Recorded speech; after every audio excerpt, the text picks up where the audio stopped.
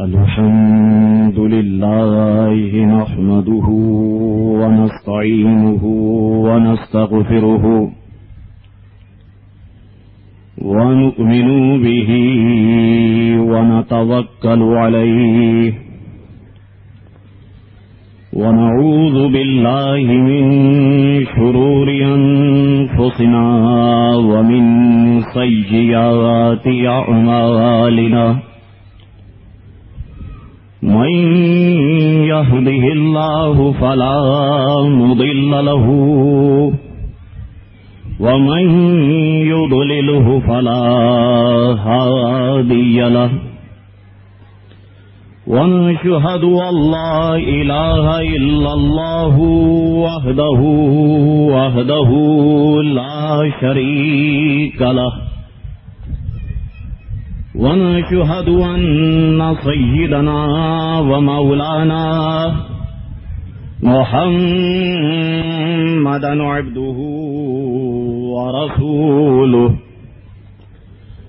أرسله بالحق بشيرا ونذيرا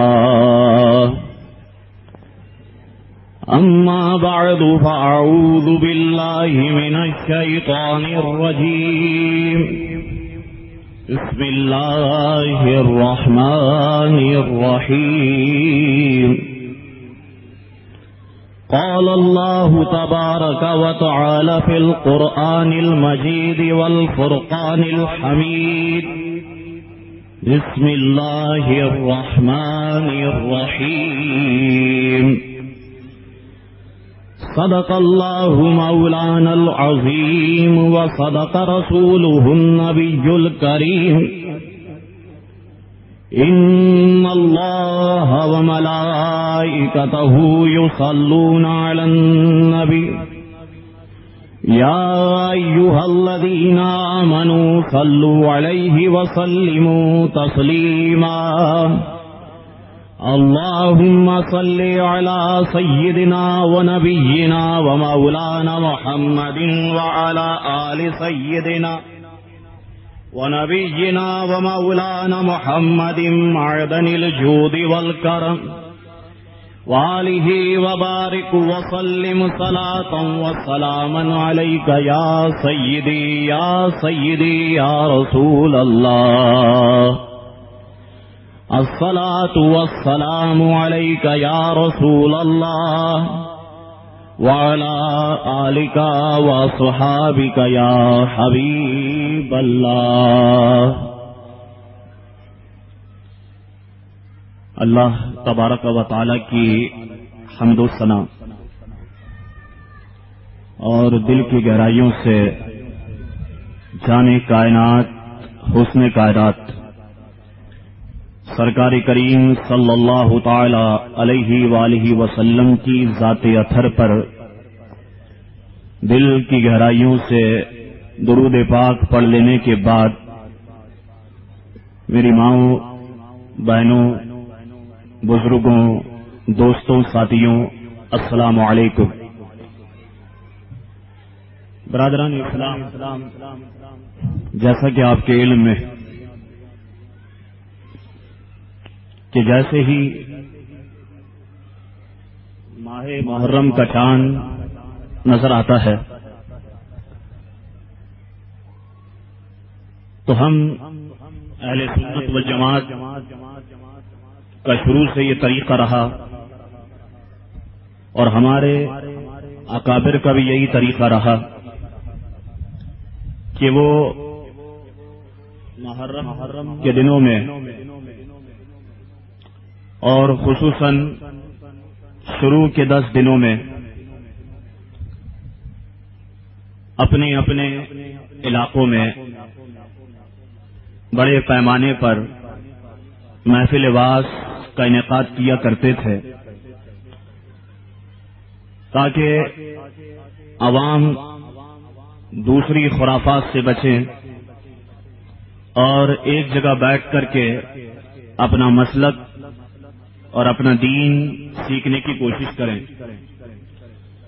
الحمدللہ سنیوں کی یہ نشانی اب بھی برقرار ہے کہ سنی عوام اب بھی ماہ محرم جب شروع ہوتا ہے تو سنی عوام بڑی محبت کے ساتھ اپنے اپنے علاقوں میں ہونے والی محرم کے حوالے سے جو محفلیں ہوتی ہے اس میں ضرور شرکت کرتے ہیں۔ میرے دوستوں، گزشتہ سال بھی مجھے یہ شرف حاصل ہوا تھا کہ میں آپ کی خدمت میں حاضر ہوا تھا اور محرم کی 9 راتوں میں مختلف موضوعات پر آپ کی خدمت میں معروضات پیش کی تھی۔ آج بھی اللہ تبارک و تعالی نے موقع دیا اور آپ لوگوں کی محبت، میری ماؤں اور بہنوں کی شفقت مجھے یہاں کھینچ لائی اور میں آپ کی خدمت میں پھر دوبارہ محرم شریف کے 9 دن مختلف موضوعات پہ آپ کی خدمت میں چند گزارشات عرض کروں گا۔ کھلے دل اور کھلے کانوں سے سماعت فرمائیے گا۔ الحمدللہ، اللہ اور اس کے پیارے رسول صلی اللہ تعالی علیہ وسلم کا لاکھ لاکھ شکر اور لاکھ لاکھ احسان ہے کہ پچھلے سال ہماری محفل اللہ کا کرم اور اس کا احسان کہ پچھلے سال ہماری محفل، ایک اخباری رپورٹر نے مجھ سے کہا کہ شاہ جی، کراچی و حیدرآباد میں جو محفلیں ہو رہی ہیں سب سے بڑی محفل اس وقت آپ کی محفل ہے اور سب سے زیادہ لوگ اس وقت آپ کی محفل میں ہیں، اور آپ کی کامیابی، محفل کی کامیابی کی ایک وجہ یہ بھی ہے کہ ہم نے سنی عورتوں کو ایک جگہ پر جمع ہوئے اتنی بڑی تعداد میں اپنی زندگی میں کبھی بھی نہیں دیکھا تھا، لیکن یہ اللہ اور اس کے رسول کا برادران اسلام میں نے کہا کہ کرم ہے کہ اللہ تبارک و تعالی نے ہماری اس محفل کو کامیاب کیا ہے، اور آج سے ہم اس محفل کا ابتدا کر رہے ہیں۔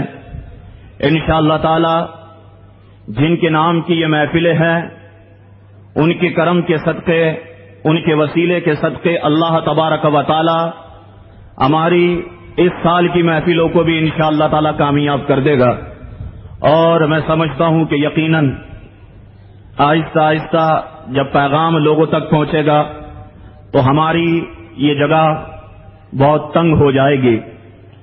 سنی مسلمانوں، میرا ذہن دوسرے مولویوں سے بالکل مختلف ہے۔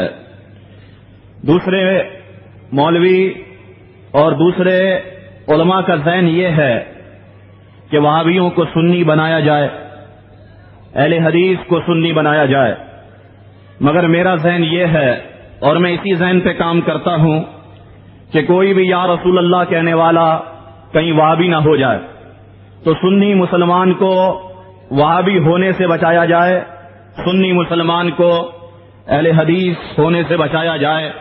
الحمدللہ اسی مشن پر میرا کام ہے، یہی میرا مشن ہے، اور اللہ اور اس کے رسول نے اس میں مجھے بہت کامیابی عطا فرمائی ہوئی ہے۔ برادران اسلام، آج کی محفل پہلی محفل ہے، تو آج کی محفل میں آپ جانتے ہیں اور آپ اس کے عادی بھی ہیں کہ پہلی محفل میں ہمیشہ توحید پہ گفتگو کی جاتی ہے، اللہ تبارک و تعالی کی وحدانیت پہ گفتگو کی جاتی ہے، لیکن میں اس موضوع سے تھوڑا ہٹ کے آج آپ کی خدمت میں بسم اللہ الرحمن الرحیم پر گفتگو کرتا ہوں۔ مفسرین کرام اس کے بارے میں کیا کہتے ہیں اور کیا کیا نور اور کیا کیا رحمتیں اور کیا کیا برکتیں اللہ تبارک و تعالی نے اس بسم اللہ شریف میں رکھی ہیں، اور کیا کیا اس کے فضائل ہیں اور کیا کیا اس کے فوائد ہیں، انشاءاللہ تعالی آج کی محفل میں یہ ساری باتیں زیر بحث لاؤں گا. توجہ رکھیے گا، کھلے دل اور کھلے کانوں سے گفتگو سماعت فرمائیے گا. آپ کی اگر توجہ رہے گی تو انشاءاللہ آپ اپنا ایمان تازہ کر کے اٹھیں گے، اور توجہ دوسری طرف رہے گی تو ظاہر سی بات ہے کہ پھر آپ کا موجود ہونا اور نہ ہونا میرے نزدیک برابر ہوگا. اپنی گفتگو شروع کرتا ہوں، بآواز بلند درود پاک کا نذرانہ پیش کر دیں. صلی اللہ علی النبی الامی والہ واصحابہ صلی اللہ تعالی علیہ وسلم. صلاۃ و سلام علیک یا سیدی یا سیدی. کوئی بات نہیں. صلی اللہ علی النبی الامی والہ واصحابہ صلی اللہ علیہ وسلم. صلاۃ و سلام علیک یا سیدی یا سیدی یا رسول اللہ صلی اللہ تعالی علیہ وسلم. برادران اسلام،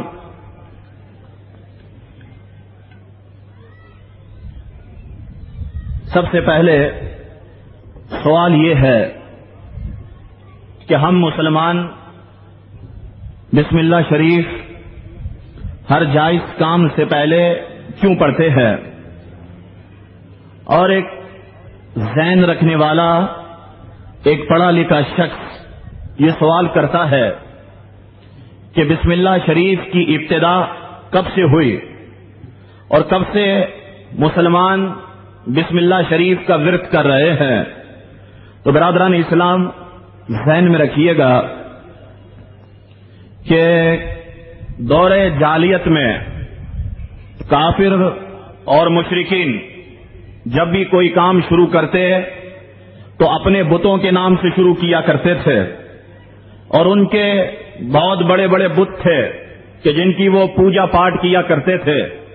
ان کا ایک بت نائلہ بھی تھا، ایک بت ان کا عزا بھی تھا، اور ایک بت ان کا جو ہے لات بھی تھا، اور ایک بت ان کا منات بھی تھا.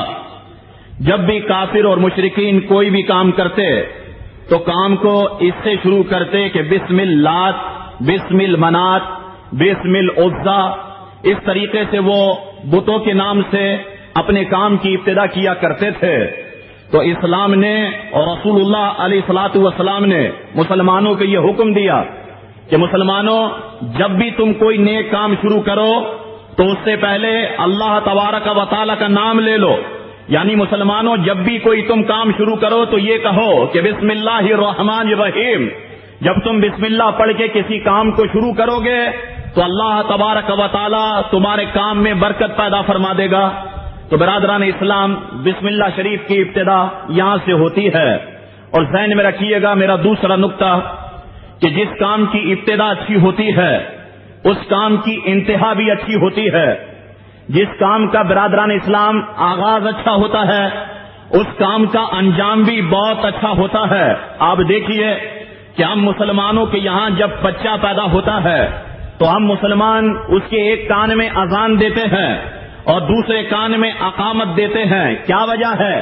وجہ یہ ہے کہ ہم چاہتے یہ ہیں کہ اب یہ بچہ پیدا ہوا ہے تو اس کی ابتدا اچھی ہو. جب اس کی ابتدا اچھی ہوگی تو اس کی انتہا بھی اچھی ہوگی. جب اس کی ابتدا اللہ کے پاک نام سے ہوگی تو اس کی انتہا بھی جو ہے بہت اچھی ہوگی.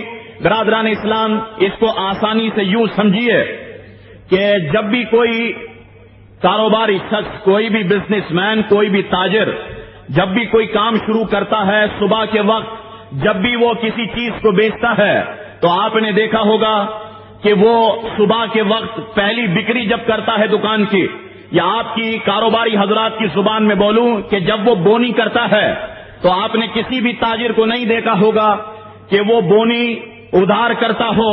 کوئی بھی تاجر جب بھی بونی کرتا ہے، کوئی بھی دکاندار جب بھی کسی چیز کو صبح بیچتا ہے تو وہ نقد بیچتا ہے. کیا وجہ ہے؟ وجہ یہی ہے کہ دکاندار جانتا ہے کہ اگر میں اس چیز کو صبح ادھار بیچوں گا تو میرا پورا دن جو ہے وہ بالکل ویران گزرے گا، اور اگر میں چیز کو صبح نقد بیچوں گا تو اللہ تبارک و تعالی میرے کاروبار میں برکت پیدا کرے گا تو برادران اسلام مسلمانوں کو حکم دیا گیا کہ مسلمانوں جو بھی کام شروع کرو اللہ کے پاک نام سے شروع کرو.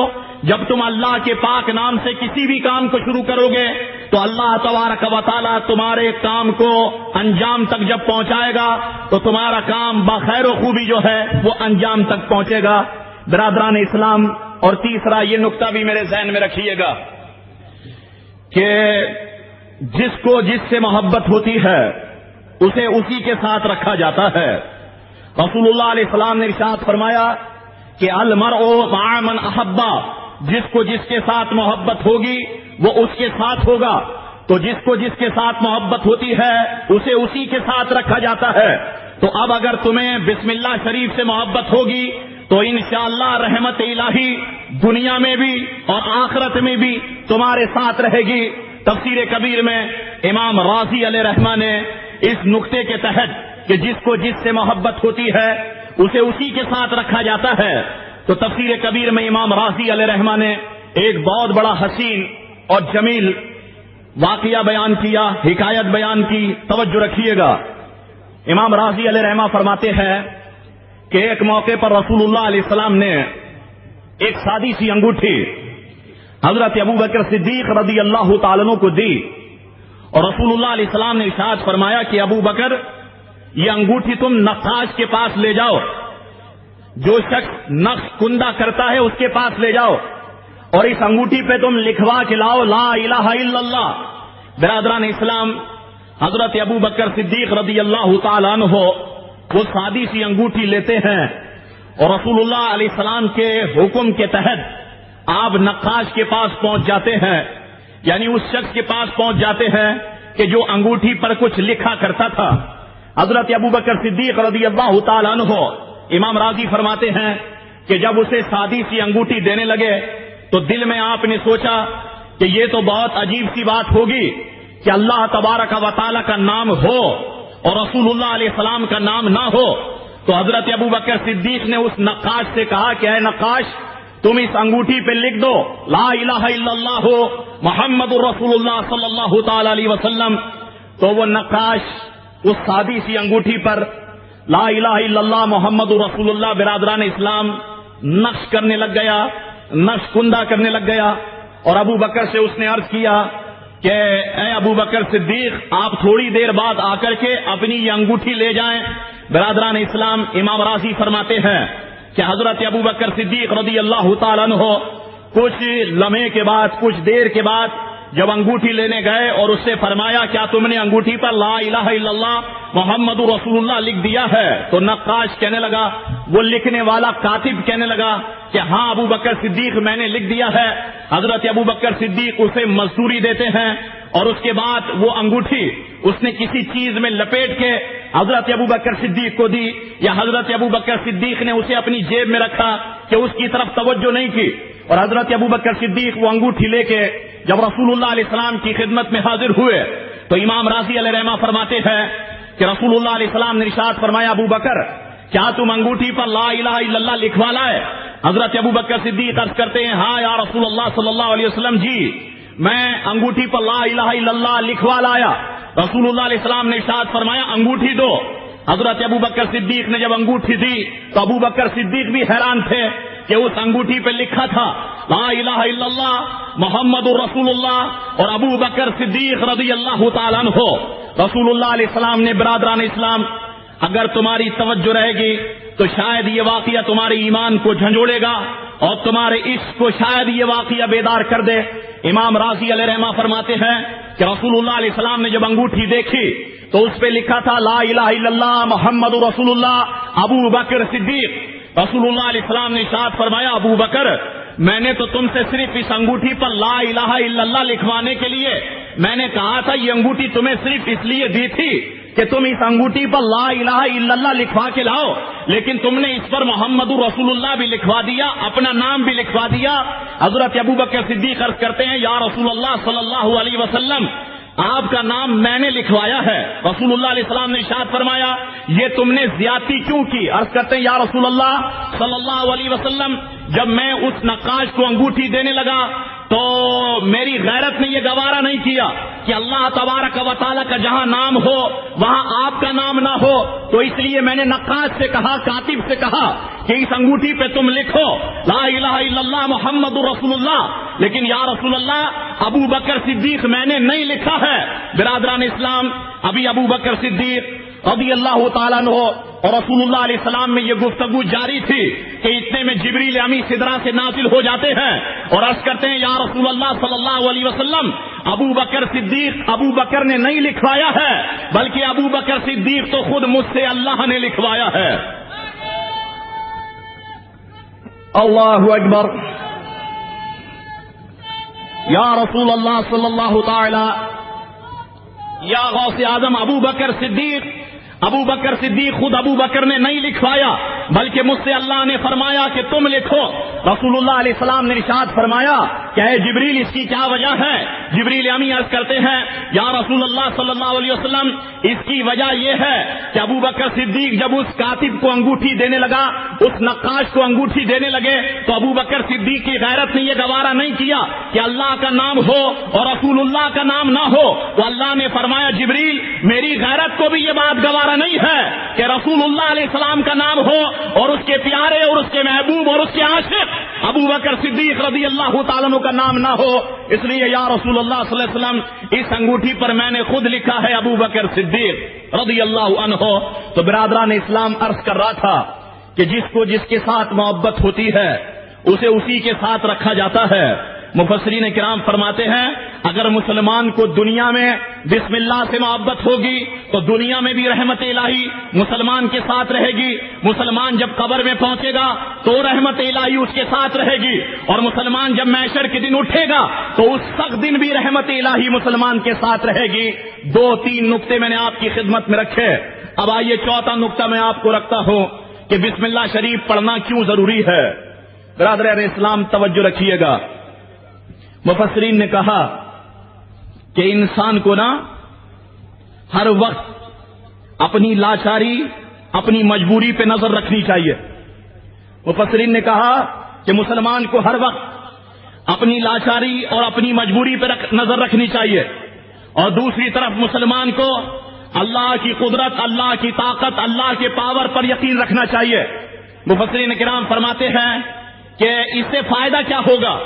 مفسرین کرام فرماتے اس سے فائدہ یہ ہوگا کہ جب مسلمان ایک طرف اپنی کمزوری، لاچاری پر نظر رکھے گا اور دوسری طرف اللہ کی قدرت اور اللہ کی طاقت پہ نظر رکھے گا، تو مفسرین فرماتے ہیں کہ جب انسان بڑا سے بھی بڑا کام کرے گا تو اب اگر کوئی اس سے یہ پوچھے کہ یہ کام تم نے اتنا بڑا کیسے کر لیا، تو جب انسان کی نظر اللہ کی قدرت پہ ہوگی، اللہ کی طاقت پہ ہوگی اور اپنی مجبوری و لاچاری پہ ہوگی، مفسرین فرماتے ہیں کہ انسان میں پھر غرور پیدا نہیں ہوگی، انسان میں تکبر پیدا نہیں ہوگا، انسان میں پھر میں پیدا نہیں ہوگی، بلکہ انسان کہے گا کہ یہ بڑا کام تو مجھ سے میرے اللہ نے کرا دیا، اس کا فضل تھا، اس کا کرم تھا۔ مفسرین کرام فرماتے جانتے ہو یہ بات پھر کب پیدا ہوگی؟ فرماتے ہیں یہ بات اسی وقت پیدا ہوگی کہ جب مسلمان بسم اللہ شریف کو اپنا ورد بنا لے۔ جب مسلمان بسم اللہ کو ورد بنا لے گا تو مسلمان کی میں ختم ہو جائے گی اور مسلمان تو ہی تو میں فنا ہو جائے گا۔ برادران اسلام، تو مسلمان کو حکم دیا گیا کہ جب بھی کوئی کام کرو تو بسم اللہ شریف سے کرو۔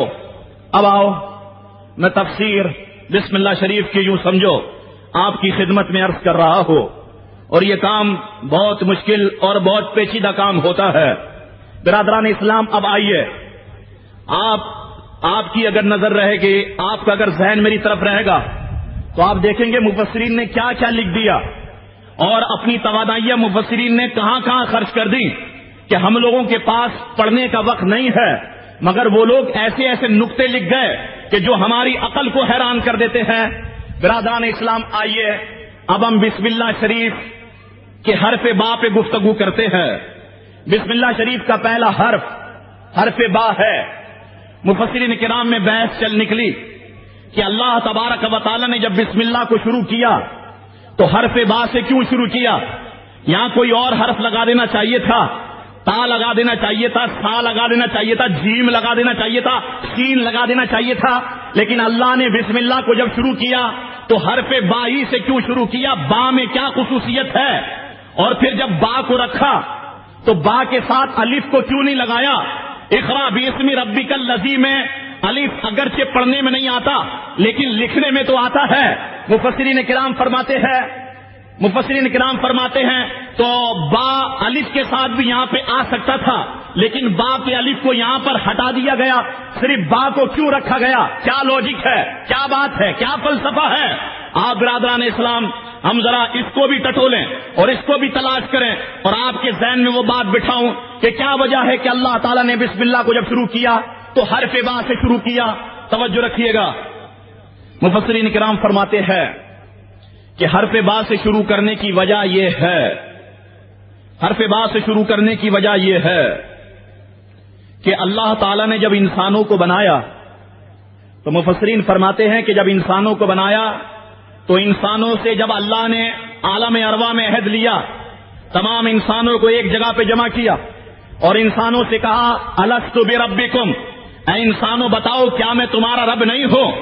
تو مفسرین کرام فرماتے ہیں کہ سارے انسانوں نے یکسباں ہو کر اور یکجاں ہو کے کہا قالو، سب نے کہا بلا، بے شک مولا تو ہمارا رب ہے.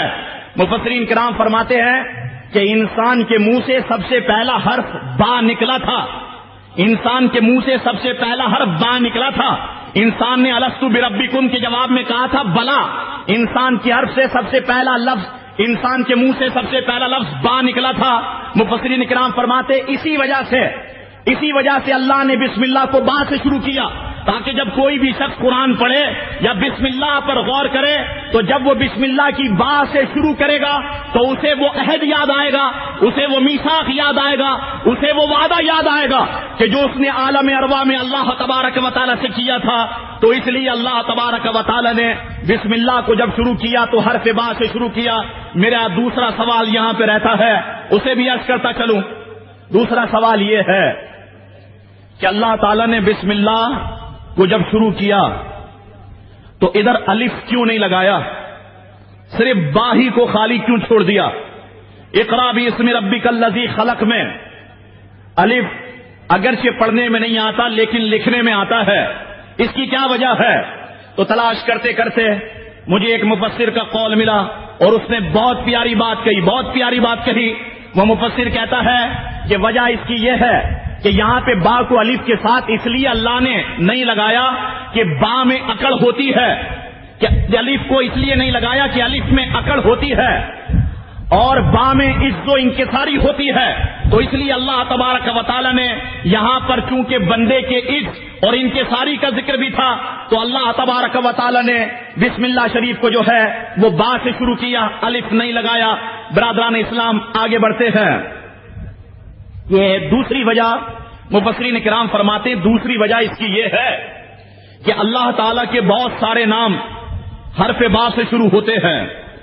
اللہ کا ایک نام برادران اسلام بر بھی ہے. اگر آپ قرآن مجید و فرقان حمید کھولیں تو جہاں اللہ تبارک و تعالیٰ کے 99 نام لکھے ہوئے ہیں آپ دیکھیے کہ پہلا صفحے کے بعد جو دوسرا صفحہ ہے اس کی آپ چھٹی لائن میں آ جائیں، جو پہلا حرف جو پہلا نام ہے اس میں وہ ہے البر، یعنی اللہ تبارک و تعالیٰ کا ایک نام بر ہے. اور بعض مفسرین نے کہا کہ اللہ تبارک و تعالیٰ کا ایک نام جو ہے بار بھی ہے اور اللہ تبارک و تعالیٰ کا ایک نام جو ہے وہ باری بھی ہے. مفسرین کرام فرماتے ہیں کہ تینوں کے معنی ایک ہیں، بار ہو یا بر ہو یا باری ہو، تینوں کے معنی ایک ہیں، احسان کرنے والا، فضل فرمانے والا. ابھی اس معنی کے تحت امام راضی علیہ رحمہ تفسیر کبیر میں ایک حکایت کو بیان کرتے ہیں. توجہ رکھیے گا برادران اسلام. باواز بلند درود پاک پیش کریں صلی اللہ علی النبی الامی والہ صلی اللہ علیہ وسلم. صلاۃ و سلام علیک یا سیدی یا رسول اللہ صلی اللہ تعالی علیہ وسلم. تھوڑا اگر آپ آگے ہو جائیں گے تو میرے پیچھے بھائی جو فٹ پاتھ پہ بیٹھے ہیں انہیں دریوں پہ جگہ مل سکے گی. باواز بلند درود پاک کا نذرانہ پیش کر دیں صلی اللہ علی النبی الامی والہ واصحابہ صلی اللہ تعالی علیہ وسلم. صلاۃ و سلام علیک یا سیدی یا رسول اللہ صلی اللہ تعالی علیہ وسلم. برادران اسلام عرض کر رہا تھا کہ اللہ تبارک و تعالی کا ایک نام بر بھی ہے، ایک نام باری بھی ہے اور ایک نام بار بھی ہے. معنی تینوں کا تقریباً ایک ہے. احسان کرنے والا، فضل فرمانے والا۔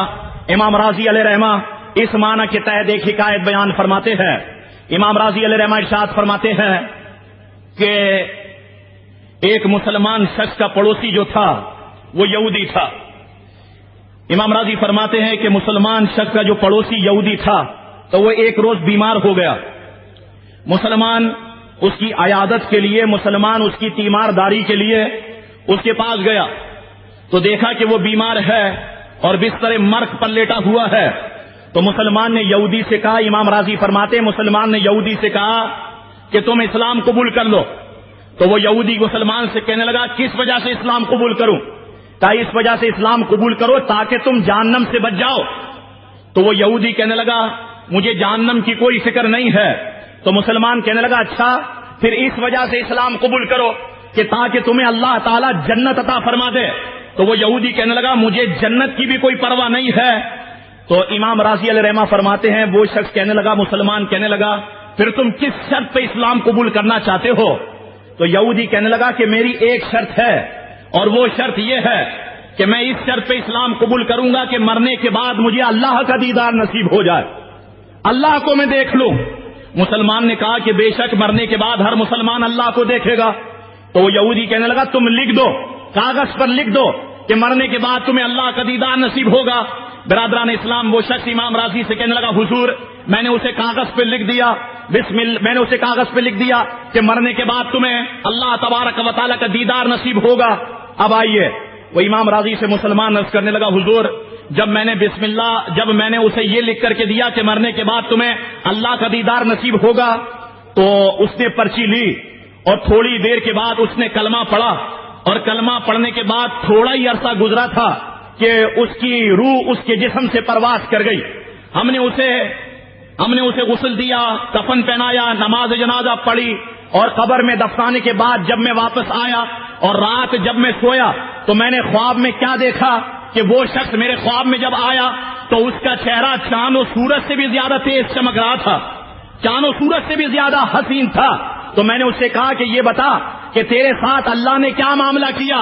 تو وہ یہودی کے جو آخری وقت میں مسلمان ہوا تھا، وہ آخری وقت میں مسلمان ہونے والا شخص کہنے لگا کہ میرے اللہ تبارک و تعالی نے مجھے بخش دیا۔ کیا کس وجہ سے تجھے بخش دیا؟ کہا میرے اللہ نے کہا کہ تو نے نہ جہنم کے خوف سے اسلام قبول کیا ہے، نہ جنت کے شوق میں اسلام قبول کیا ہے، بلکہ تو نے اسلام قبول کیا ہے تو صرف میرے دیدار کے لیے اسلام قبول کیا ہے۔ اب میرا حق یہ ہے کہ میں تیرے سارے گناہوں کو معاف فرماتا ہوں۔ تو برادران اسلام بار کے معنی اور بر کے معنی اور باری کے معنی میں نے آپ کی خدمت میں رکھے کہ احسان فرمانے والا، مہربانی فرمانے والا۔ تو مفسرین نے فرمایا کہ با کو اس لیے بھی یہاں پہ رکھا کہ اس سے اللہ تعالیٰ کے وہ اسما کہ جو با سے شروع ہوتے ہیں اس کی طرف جو ہے وہ اشارہ ہو جاتا ہے۔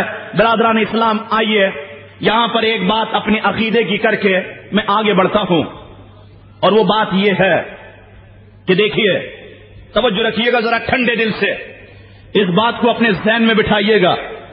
انشاءاللہ ہمارے مسلک کے لحاظ سے یہ نقطہ بہت سالڈ نقطہ ہے، بہت مضبوط نقطہ ہے، اور وہ نقطہ یہ ہے کہ برادران اسلام ہم جو بھی کام شروع کرتے ہیں تو اس میں ہم بسم اللہ سے جب شروع کرتے ہیں تو اللہ کی مدد، اللہ کے نام سے ہم مدد لیتے ہیں۔ حالانکہ ذہن میں رکھیے گا کہ اللہ کا نام ذات اللہ نہیں ہے، اللہ کا نام رب نہیں ہے، اللہ کا نام تو صرف چند حرفوں پہ مشتمل ہے کہ آپ الف لے آئیں، دو لام لے آئیں اور ایک ہا لے آئیں، تو اللہ کا نام چند حرفوں پہ مشتمل ہے۔ تو ہم جب بھی کوئی کام شروع کرتے ہیں تو اللہ کے نام سے مدد حاصل کرتے ہیں۔ ایک مفسر نے بڑی پیاری بات کہی، وہ مفسر کہتا ہے کہ دیکھو اللہ کا نام ذات اللہ نہیں ہے، اللہ کا نام رب نہیں ہے، بلکہ اللہ کا نام تو چند حروف کا مجموعہ ہے۔ تو مفسر نے کہا کہ یہ چند حروف کا مجموعہ ہے، یہ اللہ نہیں ہے۔ تو جب یہ چند حروف کے مجموعے سے مدد حاصل کی جا سکتی ہے تو اللہ کے انبیاء اور اللہ کے اولیاء سے لازماً مدد حاصل کی جا سکتی ہے۔ برادران اسلام اب ہم آگے بڑھتے ہیں کہ بسم اللہ شریف میں با کے بعد جو حرف ہے وہ سین ہے۔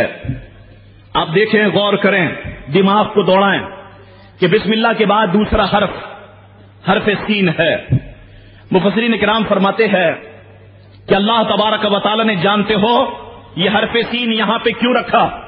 مفسرین کرام فرماتے ہیں کہ حرف سین کو یہاں پہ اس لیے رکھا کہ یہ سین نکلا ہے اللہ کے نام سمیع سے، اور سمیع کے معنی ہے سننے والا۔ ذہن میں رکھیے گا، کوئی بھی اللہ کو پوری کائنات میں کہیں سے پکارے اللہ تعالیٰ اس کی بات کو سنتا ہے۔ کوئی بھی اللہ کو ساتوں آسمان سے لے کے ساتوں سرا تک، ساتوں زمین کے نیچے کہیں سے بھی پکارے اللہ تبارک و تعالیٰ اس کی بات کو سنتا ہے۔ تفسیر کبیر میں امام راضی علیہ رحمہ ارشاد فرماتے ہیں، تفسیر کبیر کا حوالہ جگہ جگہ اس لیے دے رہا ہوں کہ تفسیر کبیر تمام تفسیروں میں بہت سالڈ تفسیر مانی جاتی ہے، بہت مضبوط تفسیر مانی جاتی ہے، اور تفسیر کبیر ابھی بھی عربی میں ہے، لیکن ایک ہمارے سنی عالم نے اس کا ترجمہ کیا، وہ صرف 4 حصے ترجمہ کر سکے تھے کہ ان کا انتقال ہو گیا، اس کے بعد اس کا ترجمہ نہیں آیا، لیکن عربی کے اندر تفسیر کبیر مختلف ملکوں سے چھپتی ہے اور تمام علماء اس سے استفادہ حاصل کرتے ہیں۔ واپس لوٹو، امام راضی علیہ رحمہ ارشاد فرماتے ہیں کہ اللہ کو کوئی کہیں سے پکارے، اس معنی کے تحت امام راضی فرماتے ہیں کہ رسول اللہ علیہ السلام کے ایک پیارے غلام حضرت زید ابن حارثہ رضی اللہ تعالیٰ عنہ ایک شخص کے ساتھ سفر میں تھے۔ امام راضی فرماتے ہیں کہ جب آپ تھک گئے تو وہ شخص کہنے لگا کہ حضور ایسا کریں کہ آپ اس جگہ پہ آرام کر لیں۔ امام راضی فرماتے ہیں کہ زید ابن حارثہ اس جگہ آرام کرنے لیٹ گئے اور آپ کی آنکھ بند ہو گئی، نیند آپ پہ طاری ہو گئی، تو وہ جو دوسرا شخص تھا اس نے زید ابن حارثہ کے ہاتھوں کو رسی سے باندھ دیا اور آپ کے پاؤں کو رسی سے باندھ دیا۔ زید ابن حارثہ کی آنکھ بیدار ہو گئی۔ زید ابن حارثہ نے کہا تو مجھے کیوں باندھ رہا ہے؟ تو وہ شخص کہنے لگا میں تجھے اس لیے باندھ رہا ہوں کہ مدینے والے مصطفیٰ تجھ سے محبت کرتے ہیں اور میں معاذ اللہ مدینے والے مصطفیٰ سے نفرت کرتا ہوں اور میں ان سے بغض رکھتا ہوں۔ زید ابن حارثہ نے کہا کہ تو مجھے مت مان، مجھے تکلیف مت پہنچا، تو کیا سمجھتا ہے یہاں میری کوئی مدد نہیں کرے گا، میری مدد میرا اللہ کرے گا۔ زید ابن حارثہ کی زبان سے نکلا یا رحمان اغثنی، یا رحمان اغثنی، یا رحمان اغثنی۔ امام راضی علیہ رحمہ فرماتے ہیں کہ تھوڑی دیر کے بعد کسی شخص کی آواز گونجی کہ اے منافق تو کیا کرتا ہے، رسول کے اس غلام کو چھوڑ دے۔ وہ شخص مجھے چھوڑ کے جب باہر نکلا تو کوئی بھی نظر نہیں آیا، وہ پھر واپس لوٹا اور تلوار سونت کر زید ابن حارثہ کے سامنے کھڑا ہو گیا۔ زید ابن حارثہ پر ابھی چلا دے۔ پھر امام راضی فرماتے ہیں کہ ایک آواز گونجی کہ چھوڑ دے اسے، چھوڑ دے اسے ورنہ تیرے لیے بہت بڑی ہلاکت ہے۔ وہ شخص بات نہیں آیا، اتنے میں اس شخص نے کہ جو آوازیں دے رہا تھا وہ سامنے آتا ہے اور اپنا نیزہ پھینک کر کے اس منافق کو قتل کر دیتا ہے، اس منافق کو جو ہے وہ ختم کر دیتا ہے۔ اب وہ شخص کہ جس نے اس منافق کو ختم کیا، امام راضی فرماتے ہیں زید ابن حارثہ کے سامنے آیا اور سامنے آنے کے بعد زید ابن حارثہ کے ہاتھوں کی رسی کو کھولا اور پاؤں کی رسی کو کھولا تو زید ابن حارثہ نے کہا کہ تو کون ہے کہ جو میری مدد کے لیے آیا ہے؟ تو وہ شخص کہنے لگا ابن حارثہ تم مجھے نہیں جانتے، میں اللہ کا پیارا فرشتہ حضرت جبریل ہوں جو تیری مدد کے لیے آیا ہوں۔ کہا تم تو بہت بلندی پہ رہتے ہو، تم پھر کیسے آ گئے؟ کہا ابن حارثہ جب تو نے مجھے پہلی بار پکارا تو میں سدرہ پہ تھا، جب تو نے مجھے دوسری بار پکارا تو میں پہلے آسمان پہ تھا، جب تو نے مجھے تیسری بار پکارا تو میں تیرے سامنے کھڑا تھا۔ مجھے اللہ نے حکم دیا کہ جبریل جاؤ اور مصطفیٰ کریم علیہ السلام کے اس عاشق کی حفاظت کرو۔ تو برادران اسلام ماننا پڑے گا کہ مصطفیٰ کے عاشقوں کی حفاظت اللہ تعالیٰ خود فرماتا ہے نا، خود فرماتا ہے۔ آگے بڑھتے ہیں، بسم اللہ شریف کا تیسرا حرف غور کیجئے، ذہن کو دوڑائیے۔ بسم اللہ شریف کا تیسرا حرف میم ہے، میم ہے۔ تمام مفسرین نے کہا کہ یہ میم اللہ نے یہاں پہ کیوں رکھا، اس سوال کو اٹھا کے اس کا جواب دیا۔ فرماتے ہیں کہ میم اس لیے رکھا کہ اللہ تعالیٰ نے مخلوق کو بتانا اللہ کا یہ مقصود تھا کہ او میرے بندو سن لو کہ جو کچھ کائنات میں ہے وہ سب میرا ملک ہے، میری ملک ہے۔ کائنات کی بڑی سے بڑی چیزوں کو بھی میں جانتا ہوں اور کائنات کی چھوٹی سے چھوٹی چیزوں کو بھی میں جانتا ہوں۔ کوئی انسان اگر مجھے پکارے میں اس کی پکار کو بھی سنتا ہوں اور اگر کوئی بل میں رہنے والی چونٹی بھی مجھے پکارے تو میں اس کی التجا کو بھی جو پوری کرتا ہوں۔ آئیے شیخ سعدی کی بات مجھے یاد آئی۔ شیخ سعدی علیہ رحمہ فرماتے ہیں کہ حضرت سلیمان علیہ الصلوۃ والسلام کا دور تھا، سخت قحط سالی ہو گئی، ہریالی نہیں اگ رہی تھی، جانور بھوکے مر رہے تھے، تو لوگوں نے سلیمان علیہ السلام سے کہا کہ حضور چلیے ہم استسقاء کی طرف بڑھتے ہیں۔ سلیمان علیہ السلام اپنے ماننے والوں کے ساتھ، شیخ سعدی فرماتے ہیں کہ استسقاء کے لیے بڑھے تو حضرت سلیمان علیہ الصلوۃ والسلام نے کیا دیکھا؟ سلیمان علیہ السلام نے دیکھا کہ ایک ننھی سی چونٹی اپنے 2 پاؤں کو زمین پہ رکھی ہوئی ہے اور اپنے 2 پاؤں کو ہاتھوں کی طرح دعا کے طریقے سے بلند کی ہوئی ہے اور اللہ کی بارگاہ میں دعا کرتی ہے، اے اللہ میں بھی تیری ملکیت میں داخل ہوں، اے اللہ میری التجا کو قبول فرما، مجھے بھی پانی کی ضرورت ہے۔ شیخ سعدی فرماتے ہیں کہ سلیمان علیہ السلام فرمایا کرتے تھے کہ چاروں طرف کہیں بھی بادل نہیں تھے، کڑک دھوپ تھی، لیکن جب اس چونٹی نے دعا کے لیے ہاتھ اٹھائے تو سلیمان علیہ السلام فرماتے میں نے اپنی آنکھوں سے دیکھا کہ چاروں طرف سے گھٹا ٹوپ بادل آ گئے، اللہ نے اس چونٹی کی پکار کو قبول فرمایا اور اللہ تبارک و تعالی نے بارش نازل فرما دی۔ تو برادران اسلام، اس پوری کائنات میں اللہ کو کوئی کہیں سے پکارے، اللہ تبارک و تعالی اس کی پکار کو جو ہے وہ سنتا ہے۔ اب آؤ ہم لفظ اللہ کی طرف بڑھتے ہیں کہ بسم اللہ کے بعد کہ با سین میم یہ حرفوں کے بعد جو لفظ آتا ہے وہ لفظ ہے لفظ اللہ۔ توجہ رکھیے گا برادران اسلام، جو لفظ آتا ہے وہ ہے لفظ اللہ۔ مفسرین کرام میں بہت بحث چل نکلی کہ لفظ اللہ مشتق ہے یا جامد ہے، آسان کرتا ہوں۔ مفسرین کرام نے کہا کہ لفظ اللہ کس سے بنا ہے، کس لفظ سے بنا ہے؟ آپ یقین جانیے تمام مفسروں نے اپنی دماغ کی صلاحیتوں کو تھکا دیا اور وہ تھک گئے۔ تھک ہار کے تمام مفسرین نے یہ کہا کہ ہم فیصلہ نہیں کر سکتے کہ لفظ اللہ کس لفظ سے بنا ہے، لیکن آئیے آپ کی نالج میں اضافہ کرنے کے لیے اور آپ کے علم میں اضافہ کرنے کے لیے میں اہل علم کے قول رکھتا ہوں کہ کس کے نزدیک لفظ اللہ کس سے بنا ہے۔ توجہ رکھیے گا، بعض مفسروں نے کہا اور بعض اہل علم نے کہا، توجہ رکھیے گا برادران اسلام، بعض اہل علم نے کہا کہ لفظ اللہ اس لفظ الہ سے بنا ہے کہ جس کے معنی ہے سکون، جس کے معنی ہے چین، جس کے معنی ہے قرار، جس کے معنی ہے طمانینت۔ تو حق تبارک و تعالی کو اللہ اس لیے کہتے ہیں کہ اس کے ذکر سے دل کو سکون ملتا ہے، جسم کو قرار ملتا ہے اور روح کو طمانینت حاصل ہوتی ہے۔ بعض اہل علم نے کہا کہ لفظ اللہ ولا یا ولا سے بنا ہے جس کے معنی ہے حیرانی، کیونکہ تمام مخلوق اللہ کی ذات و صفات میں حیران ہے، اس لیے حق تبارک و تعالی کو اللہ کہتے ہیں۔ بعض اہل علم نے کہا کہ لفظ اللہ اس لفظ الہ سے بنا ہے کہ جس کے معنی ہے عاجزی و زاری کرنا، کیونکہ تمام مخلوق حق تبارک و تعالی کی بارگاہ میں عاجزی و زاری کرتی ہے، اس لیے حق تبارک و تعالی کو اللہ کہتے ہیں۔ برادران اسلام، بعض اہل علم نے کہا کہ لفظ اللہ لا سے بنا ہے، لا، لام الف اور ہا، لا سے بنا ہے اور لا کے معنی ہے حجاب، لا کے معنی ہے پردہ۔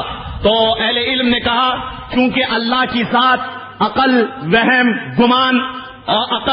گمان اور خیال سے ورا ہے، اللہ تبارک و تعالی ہمیں نظر نہیں آتا، تو اللہ تبارک و تعالی کو اللہ اس لیے کہتے ہیں کہ وہ ہماری نظر سے اوجل ہے۔ لیکن برادران اسلام، تم میں تھوڑا شوق پیدا کرنے کے لیے ایک بات میں بتاؤں کہ کسی بھی چیز کو تم دیکھو اللہ کو پہچان سکتے ہو۔ اگر یہ زمین کو دیکھو تو غور تو کرو گے نا کہ اس کا بنانے والا کوئی ہے، وہ کون ہے؟ وہ اللہ ہے۔ آسمان پہ غور کرو، سوچو گے تو صحیح کہ اس کا بنانے والا کون ہے؟ کوئی ہے تو کون ہے؟ وہ اللہ ہے۔ تاروں کو دیکھو، سورج کو دیکھو، ہر چیز کو دیکھو، تم اللہ تبارک و تعالیٰ کو پہچان لو گے۔ تو ایک شاعر نے بڑی پیاری بات کہی، شاعر کہتا ہے کہ بے حجابی یہ کہ ہر ذرے میں جلوہ اشکار، بے حجابی یہ کہ ہر ذرے میں جلوہ اشکار، اور اس پر گھونگٹ یہ کہ صورت آج تک نادیدہ ہے۔ صورت آج تک نادیدہ ہے. یعنی بے حجابی یہ کہ کسی بھی چیز کو دیکھو تم اللہ کو پہچان سکتے ہو، مگر اس پر گھونگٹ یہ کہ صورت آج تک نادیدہ ہے. واپس لوٹو کہ بعض اہل علم نے کہا کہ لفظ اللہ اس لفظ الہ سے بنا ہے جس کا معنی ہے گھبرا کر کے آنا. کیونکہ مخلوق گھبراہٹ میں، پریشانی میں اس کی پناہ پکڑتی ہے، اس لیے حق تبارک و تعالی کو اللہ کہتے ہیں. یہاں پر کیا خوب نقطہ لگایا اور کیا خوب حاشیہ لکھا. تفسیر کبیر میں امام راضی علیہ رحمہ نے دعا کرے اللہ ان کی مزار پہ رحمت و رضوان کی بارش فرمائے. امام راضی فرماتے ہیں، توجہ رکھیے گا برادران اسلام، امام راضی فرماتے ہیں اس معنی کے تحت کہ لفظ اللہ اس لفظ الہ سے بنا ہے جس کے معنی ہیں گھبراہٹ کے. کیونکہ تمام مخلوق گھبراہٹ میں اس کی پناہ پکڑتی ہے، اس لیے اسے اللہ کہتے ہیں. امام راضی اس معنی کے تحت بڑی پیاری بات بیان کرتے ہیں. امام راضی علیہ رحمہ فرماتے ہیں کہ مخروص خرخواہ کو دیکھ کر کے بھاگتا ہے. توجہ رکھیے گا، ایک شخص ہے جس نے قرضہ دیا اور ایک شخص وہ ہے جس نے قرضہ لیا. تو اب کیا ہوتا ہے کہ قرضہ لینے والا اگر وقت پر قرضہ دینے والے کو قرضہ اس کی رقم واپس نہ دے سکے تو جب وہ آتا ہے آپ نے دیکھا ہوگا وہ دیکھ کر کے شکل دیکھ کے بھاگ جاتا ہے. یا آپ کاروباری حضرات ہیں، جب اس کا ٹیلی فون آتا ہے تو آپ نوکر سے کہتے ہیں کہ منع کر دو، یا کسی بھی طریقے سے آپ چھپ جاتے ہیں. امام راضی فرماتے ہیں کہ مخروص جب خرخواہ کو دیکھتا ہے اسے دیکھ کے بھاگ جاتا ہے. لیکن اللہ تبارک و تعالی نے ہمیں سب کچھ دیا ہے، اللہ تبارک و تعالی نے ہمیں بہت کچھ عطا فرمایا ہے. اور پھر جب ہم گناہ کرتے ہیں تو اللہ فرماتا ہے گناہگارو بھاگو نہیں، میرا دروازہ کھلا ہے، میرا دروازہ کھلا ہے. ففروا الی اللہ، بھاگتے کیوں ہو، آؤ میرے دروازے کی طرف. جب تم میرے دروازے کی طرف آؤ گے میں تمہاری غلطیوں کو بھی معاف فرما دوں گا. برادران اسلام، تو کیا خوب ایک نقطہ لگایا امام راضی نے. اب آؤ دوسرا نقطہ بھی آپ کی خدمت میں بیان کر دوں. امام راضی فرماتے ہیں کہ جب فقیر کو پیسے والے لوگ دیکھتے ہیں نا تو دروازہ بند کر لیتے ہیں. آپ نے دیکھا ہوگا اگر کوئی فقیر آپ کو سگنل پہ مل جائے اور آپ کی گاڑی کا شیشہ کھلا ہو تو آپ جناب شیشہ بند کر لیتے ہیں. امام راضی فرماتے ہیں کہ فقیر کو جب بادشاہ بھی دیکھتا ہے نا دروازے بند کر لیتا ہے، بڑے بڑے پیسے والا بھی دیکھتا ہے تو دروازے بند کر لیتا ہے. لیکن اللہ تبارک و تعالی ارشاد فرماتا ہے او فقیروں بھاگتے کیوں ہو، او غریبوں ڈرتے کیوں ہو، گناہ کر لیا آؤ میری بارگاہ میں مجھ سے سچی مدد مانگو، میں تمہارے سارے گناہوں کو معاف فرماؤں گا. برادران اسلام، یہ شان ہے اللہ تبارک و تعالی کی. اب آئیے مفسرین نے یہاں پر ایک اور حکایت بیان فرمائی اور وہ بڑی دلچسپ حکایت ہے. توجہ رکھیے گا. وہ حکایت یہ ہے کہ مفسرین فرماتے ہیں کہ دو بھائی تھے. بڑا بھائی نیک متقی پارسا، چھوٹا بھائی فاسق و فاجر سخت گناہگار. اس نے اتفاق کیے کہ چھوٹے بھائی کا وقت مرنے کا پہلے آ گیا. تو چھوٹا بھائی جب بستر مرگ پہ لیٹا ہوا تھا تو بڑا بھائی اس سے کہنے لگا دیکھا میں نے تجھے منع کیا تھا کہ تو برا کام نہیں کرنا اور تو نے برے کام کیے. اب وقت آ گیا ہے کہ تو سارے کاموں کا جو ہے قبر کے اندر جواب دے گا اور تجھ پر یہاں پر بھی تنگی ہوگی. اب برادران اسلام توجہ رکھیے گا. چھوٹا بھائی اپنے بڑے بھائی سے کہنے لگا کہ بھائی جان یہ بتاؤ کہ اگر اللہ تبارک و تعالی قبر میں یا حشر میں میرا فیصلہ میری ماں کے سپرد کر دے تو بتاؤ میری ماں مجھے جہنم میں ڈالے گی یا دوزخ میں ڈالے گی؟ تو بڑا بھائی کہنے لگا بے شک تیری ماں تو بہت رحم دل ہے، تیری ماں تجھے لازمن جنت میں ڈالے گی. تو چھوٹا بھائی کہنے لگا میری ماں سے زیادہ رحیم ہے، میرا اللہ میری ماں سے زیادہ کریم ہے. برادران اسلام یہ جملے اس نے کہے اور اس کا انتقال ہو گیا. بڑے بھائی نے غسل دیا، کفن پہنایا، نماز جنازہ پڑھائی. قبر میں دفنانے کے بعد جب بڑا بھائی گھر آیا اور رات کو جب سویا تو خواب میں کیا دیکھتا ہے کہ چھوٹا بھائی خواب میں تشریف لاتا ہے اور وہ ہنس رہا ہے، مسکرا رہا ہے. بڑا بھائی کہنے لگا تو تو گناہگار تھا، تو تو فاسق و فاجر تھا، کیا بات ہے کہ تو آج بہت خوش ہے؟ تو چھوٹا بھائی کہنے لگا وہ جو وقت آخر میں نے گفتگو کی تھی نا کہ میرا اللہ میری ماں سے زیادہ رحم فرمانے والا ہے، تو اللہ تبارک و تعالیٰ نے میرے مرنے کے بعد مجھ سے فرمایا چونکہ تو یہ گفتگو کر کے آیا کہ میرا اللہ میری ماں سے زیادہ رحیم ہے، تو بے شک میں تیری ماں سے زیادہ رحیم ہوں، میں تیرے سارے گناہوں کو معاف کرتا ہوں، میں تیرے جو ہے سارے گناہوں کو معاف کرتا ہوں۔ تو ہم گناہگاروں پر تیری مہربانی چاہیے، ہم گناہگاروں پر تیری مہربانی چاہیے، ہم گناہگاروں پر تیری مہربانی چاہیے۔ ارے سب گناہ بھول جائیں گے، رحمت کا پانی چاہیے، سب گناہ بھول جائیں گے، رحمت کا پانی چاہیے۔ تو برادران اسلام، عرض کر رہا تھا کہ بعض لوگوں نے کہا کہ لفظ اللہ اس لفظ الہ سے بنا ہے جس کا معنی ہے گھبراہٹ کے، جس کے معنی ہے پریشانی کے، کیونکہ مخلوق گھبراہٹ میں، پریشانی میں اللہ تبارک و تعالیٰ کی طرف رجوع کرتی ہے، تو اس لیے اللہ تبارک و تعالیٰ کو اللہ کہا جاتا ہے۔ یہ مفسرین کے اقوال میں نے آپ کی خدمت میں رکھے، کسی نے کہا لفظ الہ سے بنا، کسی نے کہا لفظ ولا سے بنا، کسی نے کہا لفظ لا سے بنا، لیکن میں آپ کو سچ بات بتاؤں اور حق بات بتاؤں، سچ بات اور برادران اسلام حق بات یہ ہے کہ اللہ کا نام کسی بھی نام سے نہیں بنا، اللہ تبارک و تعالیٰ کا نام کسی بھی حرف سے مشتق نہیں ہے، جیسے اللہ کی ذات کسی سے نہیں بنی ایسے ہی اللہ تبارک و تعالیٰ کا نام بھی کسی سے نہیں بنا۔ اب سوچو، جب اللہ کے نام میں اتنی حیرانی ہے تو کون کہہ سکتا ہے کہ میں نے رب کی حقیقت کو پا لیا ہے؟ کون کہہ سکتا ہے کہ میں نے رب کی حقیقت کو پا لیا ہے؟ اب آؤ برادران اسلام، ہم لفظ اللہ کی خصوصیات پہ غور کرتے ہیں۔ باواز بلند درود پاک پیش کر دیجئے، صلی اللہ علیہ نبی الامی والہ واصحابہ صلی اللہ علیہ وسلم، صلاۃ و سلام علیک یا سیدی یا سیدی یا رسول اللہ صلی اللہ تعالی علیہ وسلم۔ میں جانتا ہوں کہ گفتگو تھوڑی پیچیدہ ہے اور شاید بعض لوگوں کو یہ گفتگو خشک لگ رہی ہوگی، لیکن برادران اسلام کیا کروں کہ یہ گفتگو کرنا پڑتی ہے اور آسان کر کے قوم کے ذہنوں میں اس بات کو بٹھانا پڑتا ہے۔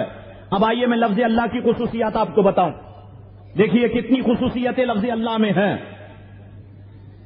کہ امام راضی فرماتے ہیں کہ اللہ کا نام اللہ کی ذات پہ دلالت کرنے کے لیے حروف کا محتاج نہیں ہے۔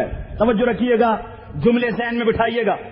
امام راضی فرماتے ہیں کہ اللہ کا نام اللہ کی ذات کی طرف اشارہ کرنے کے لیے، دلالت کرنے کے لیے حرف کا محتاج نہیں ہے۔ اب توجہ رکھیے گا، آسانی سے سمجھاتا ہوں۔ امام راضی فرماتے ہیں کہ اگر لفظ اللہ میں سے اگر آپ الف کو ہٹا دیں تو کیا رہ جاتا ہے؟ للہ۔ باواز بلند کہو، کیا رہ جاتا ہے؟ للہ۔ شکر ہے، مجھے پتا چلا واقعی آپ جاگ رہے ہیں۔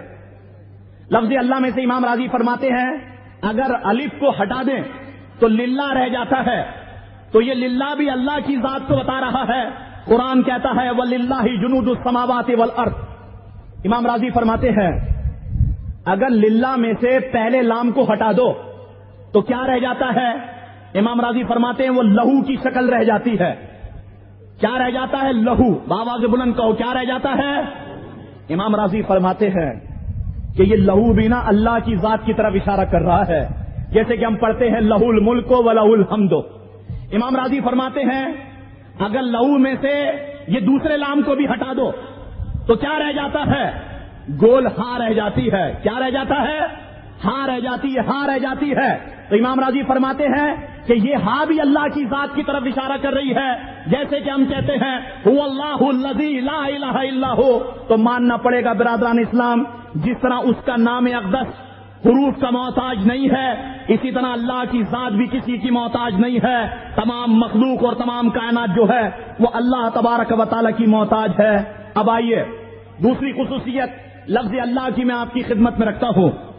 برادران اسلام، لفظ اللہ کی دوسری خصوصیت یہ ہے کہ اللہ تعالی کے جتنے اور نام ہیں وہ سب خاص خاص صفتوں پہ دلالت کرتے ہیں۔